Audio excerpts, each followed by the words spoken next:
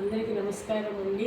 ఈరోజు బర్త్డే జరుపుకుంటున్న మా రవిశంకర్ గారికి బర్త్డే శుభాకాంక్షలు తెలియజేస్తూ నేను చెప్పబోతున్న కవిత.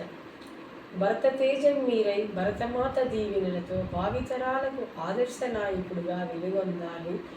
అన్న అడుగులో అడుగై నిలవాలి. అందరికీ ఆదర్శమై వెలగాలి.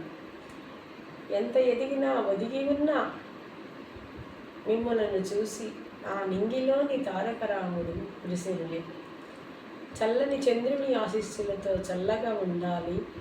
నిండు నూరేళ్లు ఇలానే పుట్టినరోజు జరుపుకోవాలని పుడమి తల్లే దీవించవచ్చును. ఈ పుడమి పుత్రుని పెమ్మసాని వారింట పుట్టాడు. పేదల అభ్యున్నతకై పాటుపడతాడు అన్న అడుగు జాడలగా. ఎవరెస్ట్ శిఖరమంత ఎదగాలి మా రవయ్య. రమ్యమై దివ్యమై భవ్యమై భావితరాలకు బంగారు బాట వేస్తూ ఆడబిడ్డలకు బాసటగా నిలుస్తూ మహిళా అభ్యుదయానికి పాటుపడబోయే ఓ యువతేజమా రవితేజమా, అందుకో నా అక్షర కవితా శుభాభినందనను, పుట్టినరోజు శుభాకాంక్షలు.